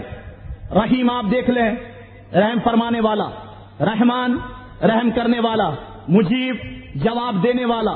اسی طرح آپ نام دیکھتے چلے جائیں تو مفسرین فرماتے ہیں کہ اللہ تعالیٰ کے تمام نام جتنے بھی نام ہیں، صرف اس میں اللہ کو چھوڑ کر تو تمام نام مختلف صفتوں پر دلالت کر رہے ہیں، لیکن اللہ کا نام اللہ ایک ایسا نام ہے جو ساری صفتوں پہ دلالت کر رہا ہے۔ گویا کسی نے اگر اللہ کو اللہ کہہ کر کے پکارا، امام راضی فرماتے ہیں گویا اس نے اللہ کے 99 ناموں کے ساتھ اسے پکارا۔ 99 ناموں کے ساتھ جو ہے اسے پکارا. اور تیسری بات لفظ اللہ کی خصوصیت میں اس کو بھی ذہن میں رکھیے گا, اور وہ بات یہ ہے برادران اسلام کہ کلمہ طیبہ میں آپ دیکھیں کہ ہم کلمہ طیبہ پڑھتے ہیں لا الہ الا اللہ محمد الرسول اللہ. تو کلمہ طیبہ میں اللہ کا اسم اللہ آیا, رحمان نہیں آیا, رحیم نہیں آیا, مجیب نہیں آیا, صرف ہم پڑھتے ہیں لا الہ الا اللہ محمد رسول اللہ. تو تفسیر نعیمی میں مفتی احمد یار خان صاحب نعیمی رحمت اللہ علیہ نے لکھا, دعا دیں کہ اللہ تعالیٰ ان کی مزار پہ رحمت و رضوان کی بارش فرمائے. مفتی احمد یار خان صاحب نعیمی فرماتے ہیں کہ جب تک کوئی کافر لا الہ الا اللہ محمد رسول اللہ نہیں پڑھ لے گا مسلمان نہیں ہو سکتا. اگر وہ یہاں سے اللہ کے نام کو ہٹائے اور کوئی اور نام لگا کے پڑھنے لگ جائے تو وہ مسلمان نہیں ہو سکتا.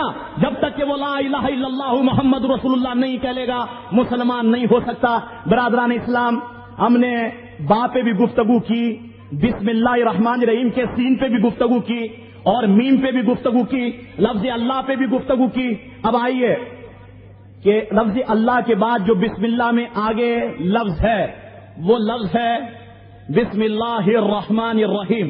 دو لفظ آتے ہیں رحمان اور رحیم. اب توجہ رکھیے گا کہ رحمان اور رحیم مفسرین نے کہا کہ یہ رحم سے نکلا ہے, اور رحم کا معنی اگر آپ لغت میں دیکھیں تو رحم کا ایک معنی ہے دل کا نرم ہوتا, رحم کا دوسرا معنی ہے مہربانی کرنا. تو علماء کرام نے کہا, مفسرین نے کہا کہ یہاں ہم اللہ کو رحمان اور رحیم اس معنی میں نہیں کہہ سکتے. کس معنی میں؟ اس معنی میں کہ دل کا نرم ہونا, کیونکہ اللہ جسم و جسمانیات سے پاک ہے. اللہ تبارک و تعالی جسم و جسمانیات سے پاک ہے. تو یہاں معنی کیا ہوں گے؟ مفسرین نے کہا یہاں پر رحم کا معنی ہوگا مہربانی فرمانے والا, احسان فرمانے والا اور فضل فرمانے والا. مہربانی, احسان اور فضل فرمانے والا. برادران اسلام غور کیجئے کہ جب رحمان کے معنی بھی مہربانی فرمانے کے, ہو سکتا ہے کہ آپ سوچیں تقریر ختم ہونے کے بعد کہ رحمان کے معنی بھی رحم کرنے والا اور رحیم کے معنی بھی رحم کرنے والا, مہربانی فرمانے والا. تو صرف رحمان کو رکھ دیا جاتا, رحیم کو ہٹا دیا جاتا لفظ رحیم کو, یا صرف اس میں رحیم کو رکھا جاتا اور اس میں رحمان کو ہٹا دیا جاتا؟ کیا وجہ ہے کہ اللہ نے بسم اللہ شریف میں رحمان, اس میں رحمان بھی رکھا اور اس میں رحیم بھی رکھا؟ اب توجہ رکھیے گا, مفسرین کرام فرماتے ہیں کہ اگرچہ دونوں کے معنی ایک ہیں مگر تھوڑا سا فرق ہے. اور وہ فرق کیا ہے؟ مفسرین کرام فرماتے ہیں رحمان کے معنی سب پہ رحم کرنے والا, اور رحیم کے معنی آخرت میں صرف مسلمانوں پہ رحم فرمانے والا. آخرت میں صرف مسلمانوں پہ رحم فرمانے والا. رحمان کے معنی سب کو بہت ساری چیزیں دینے والا, اور رحیم کے معنی خاص کو خاص چیزیں دینے والا. آپ غور کیجئے, آگ, ہوا, پانی, مٹی اللہ نے سب انسانوں کو دی, لیکن نبوت, رسالت, حکومت اور دولت اللہ تبارک و تعالی نے ہر انسان کو نہیں دی, بلکہ خاص انسانوں کو اللہ تبارک و تعالی نے عطا فرمائی. مفسرین کرام فرماتے ہیں کہ بڑی سے بڑی نعمتیں بھی اللہ سے مانگی جاتی ہیں, بڑی سے بڑی نعمتیں بھی. آپ اللہ سے کہیں مولا مجھے تو جنت عطا فرما, اللہ تبارک و تعالی آپ کو عطا فرمائے گا. اور تو بڑی سے بڑی نعمتیں بھی اللہ سے مانگی جاتی ہیں. مفسرین کرام نے یہاں تک لکھا کہ اگر کسی کے جوتے کا تسمہ بھی ٹوٹ جائے تو وہ بھی اللہ کی بارگاہ میں دعا کرتا ہے کہ مولا میری جوتے کا تسمہ ٹوٹ گیا, یہ عطا فرما, یہ یہاں پہ ختم ہو چکا ہے. تو مفسرین کرام نے فرمایا اللہ تعالیٰ سے بڑی چیز مانگو وہ بھی دیتا ہے, اللہ سے چھوٹی چیز مانگو اللہ تبارک و تعالیٰ وہ بھی عطا فرماتا ہے. تو بڑی چیزیں دینے کے لحاظ سے رحمان اور چھوٹی چیزیں دینے کے لحاظ سے اللہ کو رحیم کہا جاتا ہے.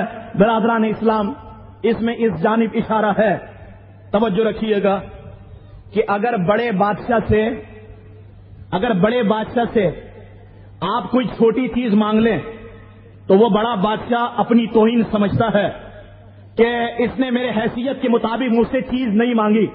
اور اگر کسی معمولی دولت مند سے آپ بڑی چیز مانگ لیں تو وہ اسے اپنی توہین سمجھتا ہے کہ دیکھو اس نے مجھے جو ہے وہ لوگوں کی نظروں میں کم کرنے کی کوشش کی ہے.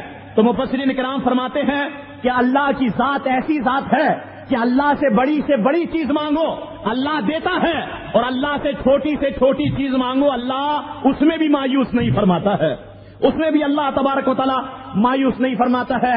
امام راضی علیہ رحمہ نے اس معنی کے تحت ایک حکایت بیان کی۔ امام راضی فرماتے ہیں کہ ایک شخص نا، ایک فقیر ایک امیر کے گھر پہ گیا، تو اس کا گھر محل کی طرح تھا اور اس کا دروازہ بہت بڑا تھا۔ امام راضی علیہ رحمہ فرماتے ہیں کہ اس نے دروازہ کھٹکھٹایا تو اندر سے جب چیز ملی تو اس فقیر کو بہت تھوڑی ملی۔ امام راضی فرماتے فقیر گیا اور اپنے ساتھ اپنی برادری والوں کو لے آیا اور پھاوڑے، بیلچے، کدال، ہتھوڑے لے آیا اور اس امیر آدمی کے محل کے دروازے کو توڑنے لگا۔ وہ امیر آدمی کہنے لگا بھائی تجھے دے تو دی تھی، اب توڑنے کیوں آیا ہے؟ تو وہ شخص کہنے لگا کہ جتنا بڑا دروازہ بنایا ہے اتنا بڑا دل بھی رکھو، جتنا بڑا دروازہ بنایا ہے اتنا بڑا دل بھی رکھو، دروازے کو عطا کے قابل بناؤ یا عطا کو دروازے کے قابل بناؤ۔ تو برادران اسلام، عام امیروں کے، عام بڑے لوگوں کے گھر سے آپ مانگے تو چھوٹی چیز ملتی ہے اور زیادہ تر چھوٹی چیز ملا کرتی ہے۔ مفسرین کرام فرماتے ہیں کہ اللہ کی ذات ایسی ذات ہے، اللہ سے کتنی بڑی سے بڑی چیز مانگو اللہ تعالیٰ دیتا ہے، چھوٹی سے چھوٹی چیز مانگو مایوس نہیں کرتا۔ تو اسی لیے ہم اللہ تعالیٰ سے یہ دعا کرتے ہیں کہ مولا کریم تو ہمیں دے، مولا کریم تو ہمیں دے، ہماری عطا کے لائق نہیں دے بلکہ اپنی جود و سخا کے لائق دے، ہمیں ہماری عطا کے لائق نہیں دے بلکہ جود و سخا کے لائق جو ہے اے اللہ تبارک و تعالی ہمیں دے۔ اے اللہ بے شک ہماری گناہگاری بہت زیادہ ہے لیکن تیری ستاری اور تیری غفاری بہت وسیع ہے، بہت وسیع ہے، بہت وسیع ہے کہ گناہ رضا کا حساب کیا وہ اگرچہ ہے لاکھوں سے سوا، گناہ رضا کا حساب کیا وہ اگرچہ ہے لاکھوں سے سوا، مگر اے عفو تیرے عفو کا نہ حساب ہے نہ شمار ہے۔ برادران اسلام یہ شان ہے اللہ تعالیٰ کی کہ اللہ کو کوئی پکارے اللہ تبارک و تعالیٰ اس کی مدد فرماتا ہے، اللہ تعالیٰ اس پہ رحم و کرم فرماتا ہے۔ اب آئیے ایک واقعہ بیان کرتا ہوں جو حدیث کی زبانی ہے۔ رسول اللہ علیہ السلام نے ارشاد فرمایا کہ کل قیامت میں ایک شخص اللہ کی بارگاہ میں پیش ہوگا، اللہ تعالیٰ فرمائے گا فرشتوں لے جاؤ اسے میزان عدل پر، اس کی نیکیوں کو بھی تولو اس کے گناہوں کو بھی تولو۔ توجہ رکھیے گا، رسول اللہ علیہ السلام نے ارشاد فرمایا کہ ترازو کے ایک پلڑے میں اس کی نیکیاں رکھی جائیں گی اور دوسرے پلڑے میں اس کے گناہ رکھے جائیں گے۔ تو جب وزن ہوگا حضور کریم علیہ السلام نے ارشاد فرمایا کہ دونوں پلڑے جو ہے ترازو کے برابر برابر برابر برابر۔ اللہ تبارک تعالیٰ اس بندے سے فرمائے گا میرے بندے یہ دیکھ محشر کا میدان ہے، یہاں تیرے ماں باپ بھی ہیں، بیوی بچے بھی ہیں، دوست بھی ہیں، رشتہ دار بھی ہیں، یہ محشر کے میدان میں تو گھوم اور صرف ایک نیکی لے کر کے آ جا، تو ایک نیکی لائے گا میں تیری مغفرت فرما دوں گا۔ رسول کریم علیہ السلام نے ارشاد فرمایا کہ وہ بندہ میدان محشر میں گھومے گا نیکی تلاش کرنے کے لیے۔ ذہن میں رکھنا برادران اسلام کہ میدان محشر میں نیکی کوئی بھی شخص نہیں دے گا، اپنی نیکی کوئی بھی شخص نہیں دے گا۔ وہ شخص ماں کے پاس، وہ شخص باپ کے پاس، وہ شخص دوستوں کے پاس، وہ شخص رشتہ داروں کے پاس، وہ شخص بچوں کے پاس گھومے گا مگر کوئی بھی نیکی نہیں دے گا۔ جب تھک ہار کے ایک جگہ سے گزر رہا ہوگا تو اس کی ملاقات ایک شخص سے ہوگی۔ توجہ رکھیے گا، حضور کریم علیہ السلام نے ارشاد فرمایا کہ وہ شخص اس سے کہے گا کہ بھائی تو کیوں پریشان ہے؟ وہ کہے گا کہ اللہ نے میری نیکیوں کو بھی تولا، اللہ نے میزان عدل میں میرے گناہوں کو بھی تولا، تو دونوں برابر ہیں، دونوں بیلنس ہیں۔ اللہ نے مجھ سے فرمایا ایک نیکی لے آ میں تجھے بخش دوں گا۔ میں اپنے ماں باپ کے پاس بھی گیا، دوستوں احباب رشتہ دار اولاد کے پاس بھی گیا، کوئی ایک نیکی دینے کے لیے تیار نہیں ہے۔ حضور علیہ السلام نے ارشاد فرمایا کہ اس کی ملاقات جس شخص سے ہوئی اس نے اتفاق کہیے کہ یہ شخص ایسا تھا کہ جس کے پاس پوری زندگی کا اثاثہ صرف ایک نیکی، یعنی اس شخص نے پوری زندگی میں صرف ایک ہی نیکی کمائی تھی۔ اب وہ شخص سوچنے لگا کہ اسے ایک نیکی کوئی نہیں دے رہا تو مجھے اس میدان محشر میں لاکھوں کروڑ نیکیاں کون دے گا؟ تو وہ شخص کہے گا حضور نے فرمایا کہ میرے بھائی یہ لے ایک نیکی اور تیری نجات ہو جائے، میرا حال ہو سو جو ہو تیری نجات ہو جائے، تو اپنی بخشش کروا لے۔ حضور نے فرمایا وہ ایک نیکی لے کر کے اللہ کی بارگاہ میں پہنچے گا، مولا کریم مجھے ایک نیکی مل گئی۔ اللہ تعالیٰ جانتا سب کچھ ہے، مگر اتمام حجت کے لیے پوچھے گا، حجت کو تمام کرنے کے لیے پوچھے گا کہ میرے بندے یہ بتا کہ تجھے یہ ایک نیکی کس نے دی؟ وہ بندہ عرض کرے گا مولا کریم فلاں نے مجھے ایک نیکی دی۔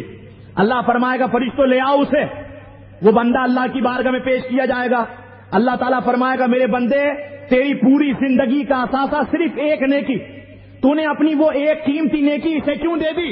تو وہ بندہ عرض کرے گا مولا کریم یہ جان کر کہ جب اسے ایک کوئی نہیں دے رہا تو مجھے لاکھوں کروڑوں نیکیاں کون دے گا؟ تو میرے دل میں رحم آیا، میرے دل میں اس کے لیے شفقت آئی، تو میں نے وہ ایک نیکی اسے دے دی۔ اب اللہ تعالیٰ حضور نے فرمایا فرشتوں سے فرمائے گا فرشتوں دیکھو یہ بندہ ہو کر کے ایسی بندہ نوازی، ہم تو خالق و مالک ہیں، ہم نے رحم کو بھی پیدا کیا، ہم نے شفقت کو بھی پیدا کیا، ہم نے مہربانی کو بھی پیدا کیا، اب ہماری غیرت کا تقاضا یہ ہے کہ ہم نے اسے بھی بخش دیا، اسے بھی بخش دیا۔ اللہ اکبر۔ یا رسول اللہ صلی اللہ علیہ وسلم ہم نے اس کے گناہوں کو بھی معاف کر دیا اور اس کی خطاؤں کو بھی معاف کر دیا۔ اسی طرح دوسری حدیث پیش کرتا ہوں، اللہ کی بارگاہ میں دو بندے پیش کیے جائیں گے، اللہ تعالیٰ ارشاد فرمائے گا فرشتوں لے جاؤ انہیں جہنم میں۔ توجہ رکھیے گا، ایک شخص جب جائے گا تو دوڑتا ہوا جا رہا ہوگا، حضور نے فرمایا دوڑتا ہوا، یعنی اگر آپ حدیث پڑھیں تو ایسا لگے کہ جیسے اس شخص کو جنت میں جانے کا حکم ملا، دوڑتے ہوئے جا رہا ہوگا۔ اور دوسرا شخص جائے گا پھر پیچھے مڑ کے دیکھے گا، پھر جائے گا پھر پیچھے مڑ کے دیکھے گا۔ رب فرمائے گا فرشتوں لے آؤ دونوں کو، دونوں بندے اللہ کی بارگاہ میں پیش کر دیے جائیں گے۔ اللہ تعالیٰ فرمائے گا پہلے سے جو دوڑ کے جا رہا تھا، اللہ فرمائے گا میرے بندے تو دوڑ کے کیوں جا رہا؟ میں نے تو تجھے حکم دیا جہنم میں جانے کا، جنت میں جانے کا نہیں، تو دوڑ کے کیوں جا رہا؟ حضور نے فرمایا وہ بندہ اللہ کی بارگاہ میں عرض کرے گا کہ اللہ یہ مصیبت ساری مجھ پر اسی وجہ سے تو آئی کہ میں نے تیرا حکم نہیں مانا، اب میں نے سوچا یہ تیرا آخری حکم ہے، چاہے مجھے جہنم میں جانا پڑے اس لیے میں دوڑ کے ہوئے جا رہا تھا۔ اللہ فرمائے گا دوسرے بندے سے کہ میرے بندے تو جاتا تھا پیچھے مڑ کے دیکھتا تھا، پھر جاتا تھا پیچھے مڑ کے دیکھتا تھا، کیا وجہ ہے؟ وہ بندہ عرض کرے گا مولا میں نے دنیا میں علماء سے سنا تھا کہ اللہ بہت مہربان ہے، اللہ بہت غفور و رحیم ہے، میں پیچھے مڑ کے اس لیے دیکھ رہا تھا شاید تجھے اب رحم آ جائے، شاید تجھے اب رحم آ جائے۔ کہ رب تعالیٰ فرمائے گا فرشتوں دیکھو یہ عقیدہ ہے ان کا کہ اللہ رحم کرنے والا ہے، تو فرشتوں اب ہماری رحمت کا تقاضا یہ ہے کہ ہم نے اس کو بھی جنتی بنا دیا، اس کو بھی جنتی بنا دیا نا۔ برادران اسلام یہ شان ہے اور یہ فضیلت ہے اللہ تبارک و تعالیٰ کے رحم و کرم کی۔ اب آئیے تفسیر کبیر میں امام رازی فرماتے ہیں کہ اللہ تعالیٰ کے 3000 نام ہیں۔ امام رازی فرماتے ہیں 1000 نام کو صرف انبیاء جانتے ہیں اور 1000 نام کو صرف فرشتے جانتے ہیں، اور 1000 نام میں سے 300 نام تورات میں، 300 زبور میں اور 300 انجیل مقدس میں، باقی رہ گئے 100۔ امام رازی فرماتے اس میں سے 99 نام قرآن مجید و فرقان حمید میں، اور ایک نام ایسا ہے کہ جسے اللہ تبارک و تعالیٰ کے علاوہ کوئی بھی نہیں جانتا۔ امام رازی فرماتے ہیں اب اگر کسی نے اللہ کو اللہ کہہ کے پکارا، رحمان کہہ کے پکارا، رحیم کہہ کے پکارا، یا اللہ کو بسم اللہ الرحمن الرحیم سے پکارا، امام رازی فرماتے ہیں گویا اس نے اللہ کو 3000 ناموں کے ساتھ پکارا، اس نے گویا اللہ تبارک و تعالیٰ کو 3000 ناموں کے ساتھ پکارا۔ حضرت امام رازی فرماتے ہیں کہ بسم اللہ میں جو حرف ہیں وہ 19 ہیں، اور دوزخ پہ جو فرشتے ہیں عذاب کے وہ بھی 19 ہیں۔ امام رازی فرماتے ہیں بسم اللہ میں جو حرف ہیں وہ 19 ہیں، اور دوزخ پر جو عذاب کے فرشتے ہیں وہ بھی 19 ہیں۔ امام رازی فرماتے ہیں جب کوئی مسلمان دل سے بسم اللہ پڑھے گا تو امید ہے کہ اللہ بسم اللہ کے ایک ایک حرف کے بدلے جہنم کے ایک ایک فرشتے کا عذاب مسلمان سے دور کر دے گا، جہنم کے ایک ایک فرشتے کا عذاب جو ہے وہ مسلمان سے دور کر دے گا۔ اب آئیے بسم اللہ کے فوائد میں امام رازی فرماتے ہیں کہ فرعون نے خدائی کا دعویٰ کرنے سے پہلے اپنے گھر پر بسم اللہ لکھوائی ہوئی تھی۔ جب اس نے دعوی خدائی کیا، موسیٰ علیہ السلام نے جب اسے تبلیغ کی، وہ نہیں مانتا تھا، وہ نہیں ایکسپٹ کرتا تھا، تو دعا کرنے لگے اللہ اسے تباہ و برباد کر دے، اے اللہ اسے غرق کر دے۔ اللہ تعالیٰ نے ارشاد فرمایا موسیٰ ہے تو یہ عذاب کے لائق، دینا تو اسے عذاب ہی چاہیے، لیکن اس نے اپنے دروازے پر بسم اللہ لکھوائی ہوئی ہے۔ برادران اسلام یہی وجہ ہے کہ فرعون کو اس کے گھر میں عذاب نہیں دیا گیا، بلکہ فرعون کو گھر سے نکال کے سمندر میں غرق کیا گیا، دریا میں اسے ڈبویا گیا۔ تو اب سوچو فرعون جیسا شخص گھر پہ بسم اللہ لکھے تو وہ کچھ عرصے کے لیے عذاب سے بچ جائے، اور اگر کوئی مسلمان اپنی زبان پر اور اپنے دل پر بسم اللہ لکھ لے تو انشاءاللہ تعالی دنیا میں بھی اللہ کے عذاب سے بچ جائے گا، آخرت میں بھی اللہ کے عذاب سے بچ جائے گا نا۔ برادران اسلام، یہ نکتے رکھے۔ اب آئیے میں بسم اللہ کے فوائد بھی مختصر وقت میں آپ کی خدمت میں عرض کر دوں۔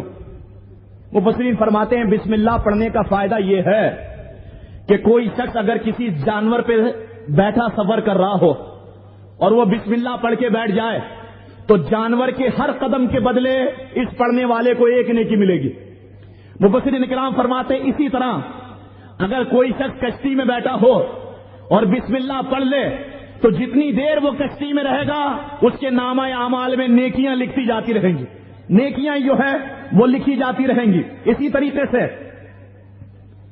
تفسیر عزیزی میں کہ جس شخص کو کوئی مصیبت آئے تو وہ بسم اللہ 12,000 دفعہ اس طرح پڑھے کہ ہر 1,000 پر بسم اللہ پڑھ کر 2 رکعت نماز نفل ادا کرے۔ تو مفسرین نے فرمایا یہ اس طریقے سے جب بسم اللہ پڑھے گا 2 رکعت نماز نفل ادا کرے گا تو اللہ تبارک و تعالی اس کی دعا کو جو ہے وہ قبول فرمائے گا۔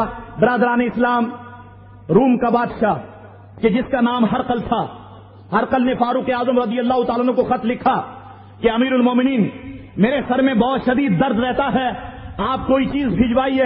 امیر المومنین نے اسے ایک ٹوپی دی۔ جب ہرقل بادشاہ ٹوپی پہنتا اس کے سر کا درد چلا جاتا، جب ٹوپی اتارتا تو سر میں درد دوبارہ شروع ہو جاتا۔ تو ایک موقع پر اس نے ٹوپی اتاری، اسے کھول کے دیکھا تو اس میں ایک کاغذ تھا۔ جب کاغذ نکالا تو اس پہ لکھا تھا بسم اللہ الرحمن الرحیم، بسم اللہ الرحمن الرحیم۔ ایک مرتبہ ایک شخص کہ جو کافر تھا حضرت خالد ابن ولید کے پاس آیا، کہا میں اسلام قبول کروں گا ایک شرط پر۔ فرمایا تیری وہ شرط کیا ہے؟ کہا میری شرط یہ ہے اگر آپ یہ زہر کھا لیں اور آپ زندہ رہیں تو میں اسلام قبول کر لوں گا۔ حضرت خالد ابن ولید نے زہر لیا اور بسم اللہ الرحمن الرحیم پڑھ کے کھا لیا۔ خالد ابن ولید کو زہر نے نقصان نہیں پہنچایا۔ وہ کہنے لگا حضور آپ کا مذہب سب سے اچھا مذہب ہے، میں اسلام قبول کرتا ہوں، لا الہ الا اللہ محمد رسول اللہ۔ برادران اسلام، وہ جو ہے مسلمان ہو جاتا ہے۔ اب یہاں پر آخری بات عرض کر کے گفتگو ختم کرتا ہوں۔ وہ آخری بات یہ ہے کہ آپ کہیں گے کہ جناب بسم اللہ اس نے لکھی بچ گیا، اور بسم اللہ پڑھ کے خالد ابن ولید نے زہر کھایا بچ گئے، اثر نہیں کیا۔ ہم تو روزانہ اتنی بار بسم اللہ پڑھتے ہیں، اگر کوئی بھاری چیز کھا لیں تو وہ ہم سے ہضم نہیں ہوتی، وہ ہم سے ڈائجسٹ نہیں ہوتی، وہ ہم سے ہضم نہیں ہوتی۔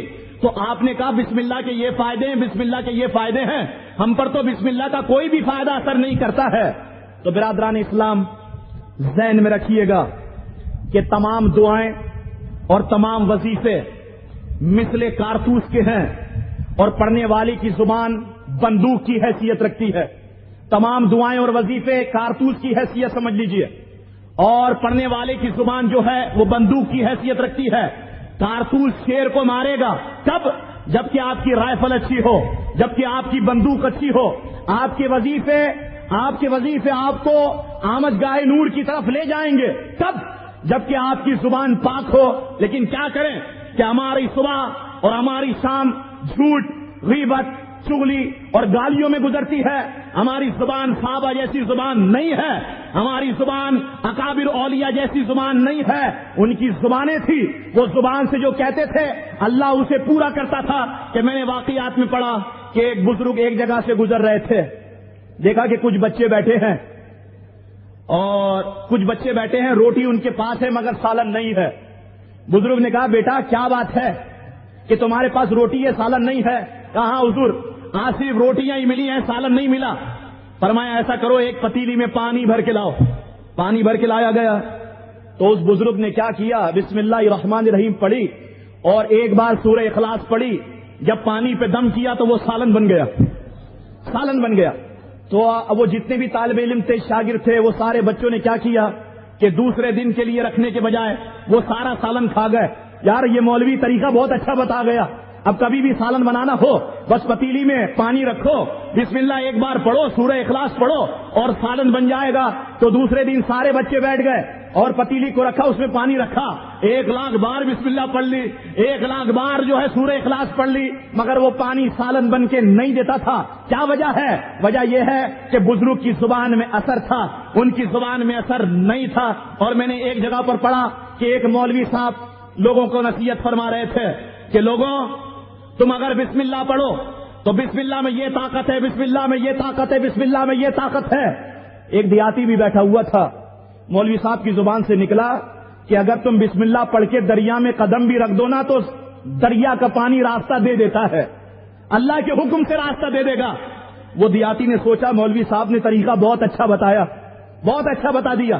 اب کیا ہوا؟ وہ دیہاتی دریا کے پاس آیا، اس کا ایمان مضبوط تھا، ایمان قوی تھا، اس نے کہا بسم اللہ الرحمن الرحیم، اور دریا پہ وہ چلنے لگ گیا۔ وہ کہنے لگا عالم صاحب نے کتنا اچھا طریقہ بتایا کہ میرے آنے جانے کے ٹکٹ کے پیسے بچ گئے، اب پیدل آؤں گا اور پیدل جاؤں گا۔ برادران اسلام، وہ پیدل آتا اور پیدل جاتا۔ اب ایک دن وہ عالم کے پاس آیا، کہا حضور میں آپ کا معتقد ہوں، آپ سے محبت رکھتا ہوں، تو آج آپ کی دعوت میرے گھر پہ ہے، مجھے خوشی ہوگی اگر آپ میرے گھر پہ آئیں۔ تو عالم صاحب نے کہا، مولوی صاحب نے کہا چلو ٹھیک ہے ہم تمہارے گھر چلتے ہیں۔ اب وہ مولوی صاحب کو لے کر کے دریا کے پاس آیا، کہنے لگا مولوی صاحب چلیے گھر۔ مولوی صاحب نے کہا یہاں تو کوئی کشتی نہیں ہے، کوئی لانچ وغیرہ نہیں ہے، ہم اس دریا کو پار کیسے کریں گے، تیرے گھر تک کیسے پہنچیں گے؟ کہا حضور آپ ہی نے تو کہا تھا جو بسم اللہ پڑھ کے دریا پہ قدم رکھتا ہے تو دریا بھی اسے راستہ دے دیتا ہے۔ تو حضور آپ نے کہا تھا اور میں اس وقت سے لے کر آج تک اس پہ عمل کر رہا ہوں، یہ دریا مجھے راستہ دے دیتا ہے۔ آپ نے کہا تھا تو آپ کے لیے دریا راستہ کیوں پیدا نہیں کرے گا؟ تو مولوی صاحب نے کہا بے شک یہ بات میں نے کہی تھی، لیکن وجہ یہ ہے کہ تیرے لیے یہ دریا راستہ اس لیے دے دیتا ہے کہ تیرا ایمان مضبوط ہے، تیرا عقیدہ قوی ہے۔ ہمارا ایمان کمزور ہے، ہمارا عقیدہ ناتواں ہے، نازک ہے، اس لیے یہ دریا تیرے لیے تو راستہ دے سکتا ہے مگر میرے لیے راستہ نہیں دے سکتا۔ تو برادران اسلام، بسم اللہ کی فضیلتیں، بسم اللہ کے کمالات اور بسم اللہ کی برکتیں میں نے آپ کے سامنے رکھی ہے۔ انشاءاللہ تعالی کل بھی ہماری گفتگو جاری رہے گی، اور کل انشاءاللہ تعالی ہم وسیلے پہ گفتگو کریں گے، کیونکہ یہ موضوع کریا کریا گلی گلی بحث کے لیے اٹھا ہوا ہے کہ وسیلہ جائز ہے یا ناجائز ہے۔ انشاءاللہ تعالی کل ہم اس پہ بحث کریں گے کہ وسیلہ جائز ہے یا ناجائز ہے۔